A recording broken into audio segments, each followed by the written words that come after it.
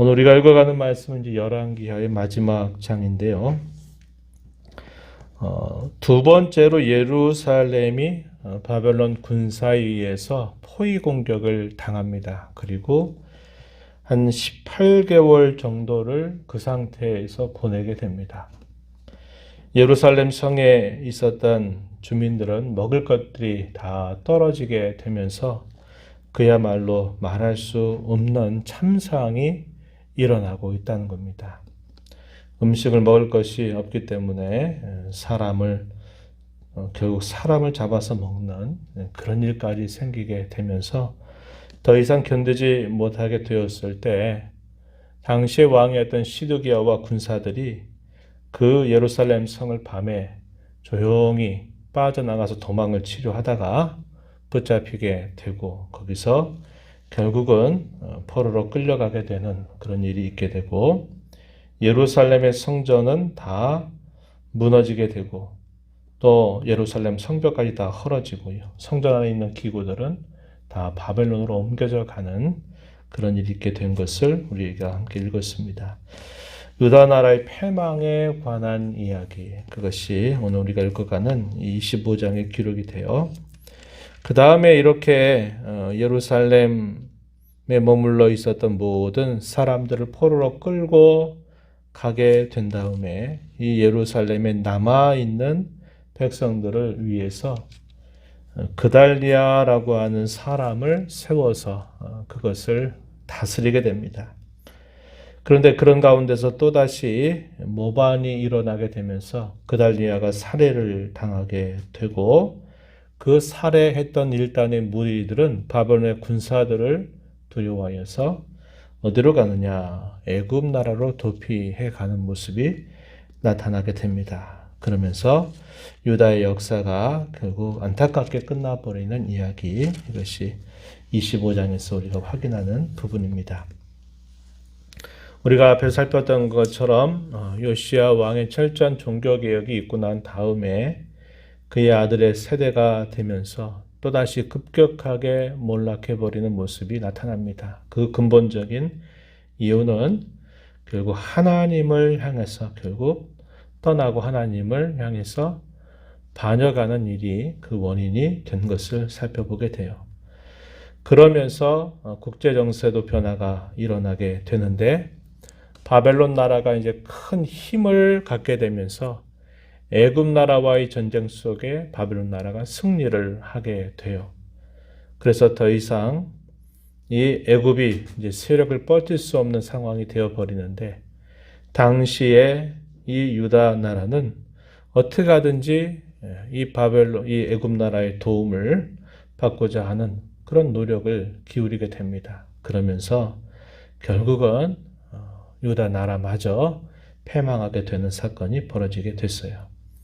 우리가 잘 아는 것처럼 바벨론 70년 세월을 마쳤던 백성들이 하나님의 약속에 따라서 그들이 세 차례에 걸쳐서 예루살렘으로 귀환하는 일이 있었고 또 바벨론으로 끌려가게 되는 과정에서도 세 번에 걸친 포로로 끌려가는 일이 있게 되었어요. 요시야 왕의 자녀들로부터 이어지는 이 왕들의 세대에 이런 세 차례에 걸친 포로로 끌려가는 일이 있게 됩니다. 첫 번째는 여호야김이 다스리게 될 때 포로로 한번 끌려가게 돼요. 이것이 주전 605년입니다.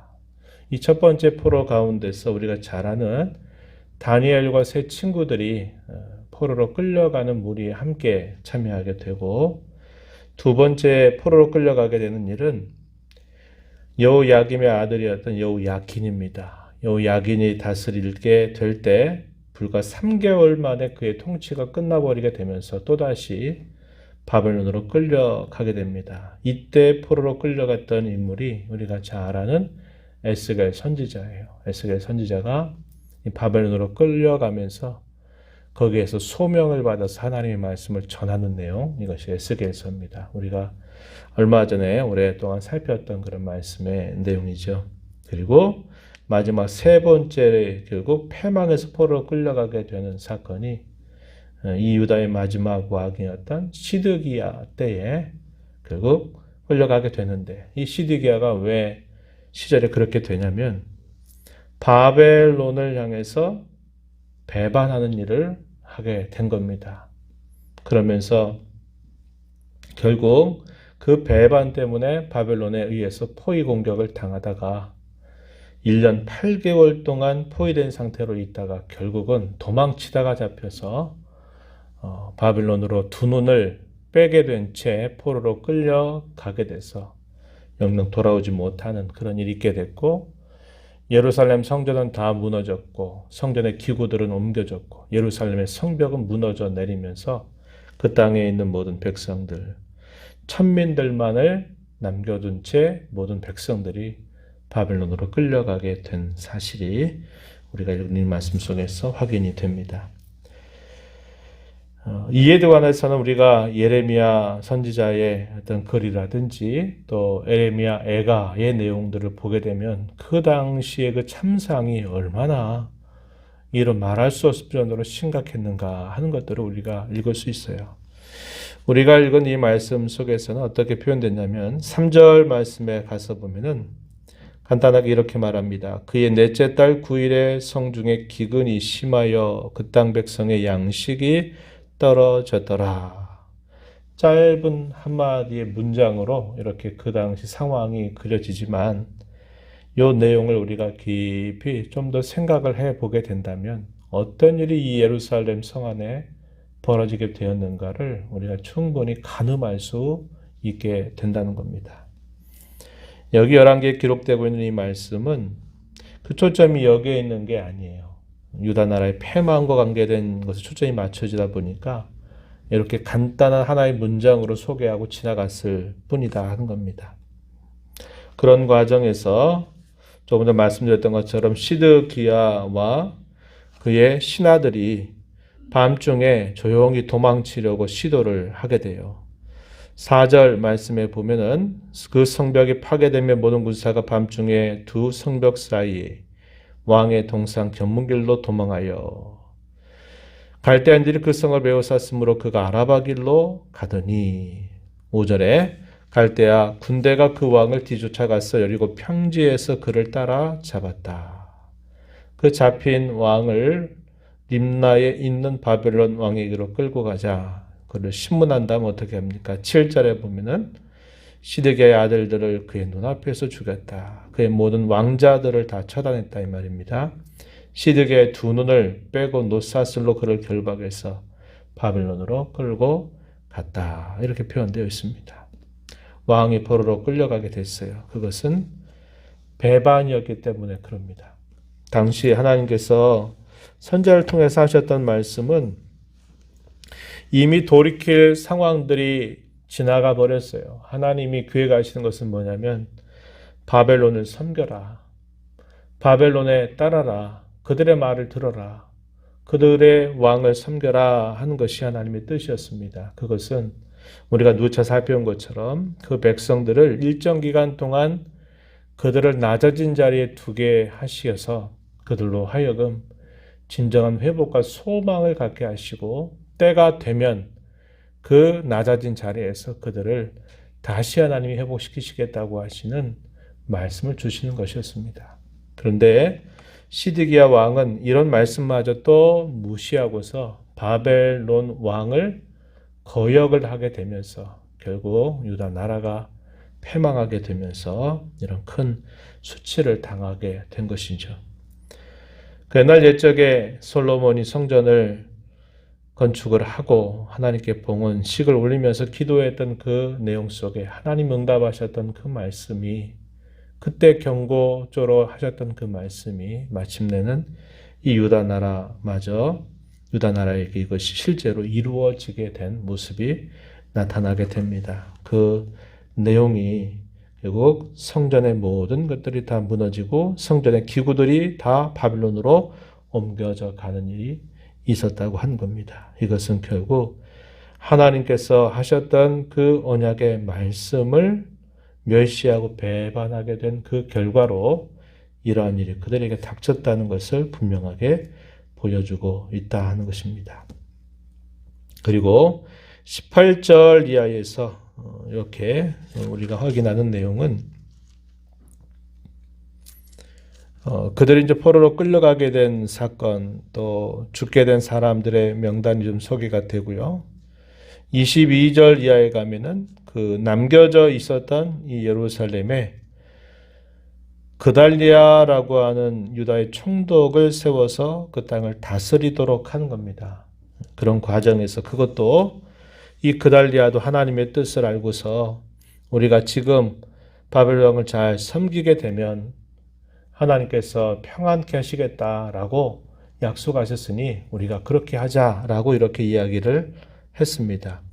24절 말씀에 보면은 그달리아가 그들과 그를 따르는 군사들에게 맹세하여 이르되 너희는 갈대아인을 섬기기를 두려워하지 말고 이 땅에 살며 바벨론 왕을 섬기라 그리하면 너희가 평안하리라.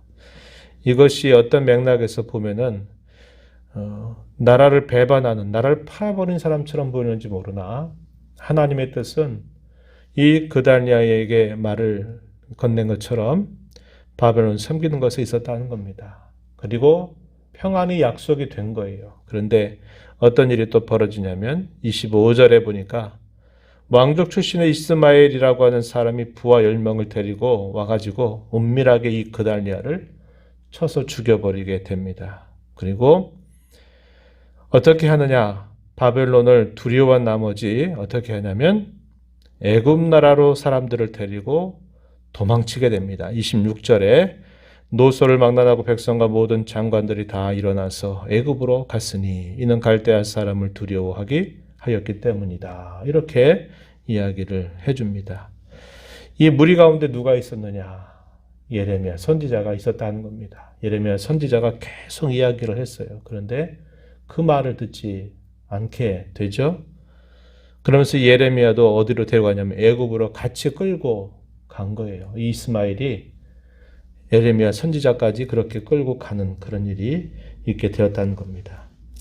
끝까지 하나님의 뜻을 저버리고 하나님을 배반하는 모습이 이렇게 나타나게 된 것을 우리가 읽어보게 돼요. 유다 나라가 패망한 사건들을 조차도 하나님은 그것 역시 주관하고 계신다는 사실을 우리는 기억해야 합니다. 이렇게 되면 너희도 망하게 될 것이다. 이스라엘과 사마리아와 아합의 집과 같이 너희도 그렇게 될 것이다 라는 말씀을 건네주셨어요. 그런데 역시 유다의 남은 왕조들이 결국 그 길을 따라가다가 이렇게 패망을 하게 된 겁니다. 하나님이 모르는 사건이 아니라 하나님이 예고하셨던 그 사건이 그들에게 이루어진 일이다 한 겁니다. 이것은 하나님 편에서의 실패가 아니에요. 이방 백성들의 눈에 볼 때는 어떻게 보일까요? 야, 저들이 섬기는 하나님이 얼마나 약하면 다 이방 족속들의 노략거리가 되고 겁탈거리가 돼서 저렇게 나라가 망하게 되고 마느냐라고 생각할 수 있는 일이지만 결국 그렇지 않다 하는 겁니다. 유다 나라의 패망은 유다 백성들이 섬겼었던 하나님이 무능하고 힘이 없어서 그렇게 된 일이 아니라 유다 백성들 편에서의 실패입니다. 하나님과 세웠던 언약을 깨뜨렸던 범죄로 인한 심패의 사건을 보여주는 것이지 그것이 곧 하나님 편에서의 실패를 말하는 것은 결코 아니다 하는 것을 우리는 기억해야 합니다. 사람 편에서의 언약이 다 깨어졌다 하더라도 하나님은 누차 어떤 말씀하십니까? 내 언약은 결코 깨어지지 않는다. 내가 세운 언약은 영원한 언약이다. 이렇게 말씀을 하십니다. 그래서 우리가 유다의 패망 사건을 보면서 하나님을 향해서 원망하고 불평하거나 하나님이 무능해서 그렇게 된 일이 아니라 결국 그들이 하나님을 섬기는 그런 모든 일에 있어서의 실패일 뿐 그것이 곧 하나님의 실패는 아니다 하는 것을 우리는 꼭 기억해야 합니다. 하나님께서 세우신 언약은 이런 일로 인해서도 깨어지지 않는다 하는 것을 우리는 기억해야 합니다. 하나님이 그 백성들을 바벨론에 보내시겠다라고 하시는 말씀은 그 백성들의 교만함을 꺾고 그 백성들의 오랜 세월 동안 만성적으로 굳어져 있는 범죄와 부패, 그것을 하나님이 다스리고 그들을 낮아진 자리에 두셔서 그들을 다시 소망을 갖고 회복하게 하시고자 하시는 하나님의 섭리였다고 하는 겁니다. 그런데 결국 그런 일들을 그들이 결국 그런 과정에서 하나님을 거절하게 되면서 결국 가장 밑바닥까지 내려가게 되는 일들이 따라오게 되었다는 것을 우리는 보게 돼요.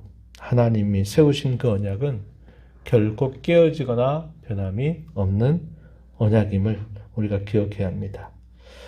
우리가 잘 아는 로마서 8장에서 바울 사도는 그렇게 말하죠. 우리가 확신한다. 무엇을 확신하는가 말하기를 환난이나 기근이나 적신이나 위험이나 칼, 그 어떤 것도 우리를 사랑하시는 하나님의 사랑에서 끊을 수 없다. 죽음이라고 하는 것도 하나의 수단에 불과하다라는 사실을 분명하게 이야기합니다.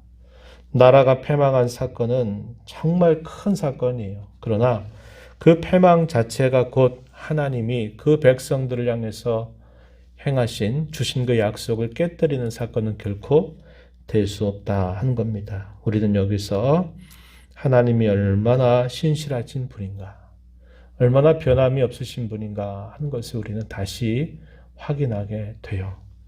그 변함 없으신 하나님은 오늘도 저와 여러분의 하나님이 되십니다. 그래서 우리가 이 땅에서 짧은 인생을 살아가지만 이 짧은 인생을 넘어서 영원에 잇대어 살아가는 영생이라고 하는 선물을 우리에게 주셔서 이 땅에서 우리가 당하는 많은 어려움이나 공경이나 시련이나 어려움이 있다 할지라도 그것이 우리를 하나님 사랑에서 끊을 수 없다고 이야기하고 심지어 우리가 이 땅의 삶을 마무리하는 그 죽음이라고 하는 것조차도 우리를 향하신 하나님의 사랑에서 우리를 끊을 수 없다라고 우리에게 말씀하십니다. 우리가 그러한 신실하신 하나님, 변함이 없으신 하나님을 우리의 아빠 아버지로 모시고 살아가는 것이 귀한 복인 줄 알고 우리 남은 생애 동안 하나님과 세운 언약을 깨뜨리지 않고 우리 편에서요 깨뜨리지 않고 하나님의 신실한 자녀로 신실한 백성으로 하나님을 잘 섬겨가고 하나님의 영광을 바라보고 또 그분을 위해서 살아가는 저와 여러분의 삶이 되어야 하겠습니다. 이런 은혜를 구하면서 또 함께 하나님을 더 잘 섬겨가는 복된 삶이 되기를 진심으로 축복합니다. 하나님 아버지, 추워진 이 새벽 시간이지만 또 주님을 향한 저희들의 걸음을 또다시 허락하시고 도와주셔서 이 새벽 주 앞에 나와서 찬양과 경배를 드리게 하심을 감사합니다. 유다의 패망에 관한 역사를 살펴보았습니다. 그것은 이방 사람들이 생각하듯이 그들의 하나님이 무능하고 힘이 없어서 된 일이 아니라 하나님과 세운 언약에 있어서 그들이 하나님 앞에 신실하지 못하고 하나님을 배반했던 실패의 역사를 보여주는 것일 뿐 하나님께서 그 백성들에게 세우신 언약이 깨어지는 것이 아님을 저희는 다시 한번 생각해 봅니다. 바벨론 포로 생활을 마치고 하나님 또다시 그 백성들을 다시 그의 땅으로 불러들이시고 그 백성들을 도우시고 인도하셔서 이 땅에서 놀라운 구원의 역사를 이루어 주시고 그 구원의 역사로 말미암아 이렇게 지구의 반대편에 있는 저희들에게까지 이 복된 말씀을 듣고 하나님을 아빠 아버지로 모셔 살아가는 저희들이 되게 하신 것을 감사드립니다. 저희에게 주어진 남은 삶을 통해서 유다 백성들의 이런 패망의 역사를 보면서 반면교사로 삼게 하시고 하나님을 신실하게 변함이 없이 충성스럽게 섬겨가는 저희들의 신앙의 걸음이 되도록 은혜를 베풀어 주옵소서. 은혜의 보호자 앞에 나와서 아버지의 은혜를 간절하게 구하는 심령들의 간구를 귀 기울여 주시고 응답하시기를 바라며 예수님 이름으로 기도하옵나이다. 아멘.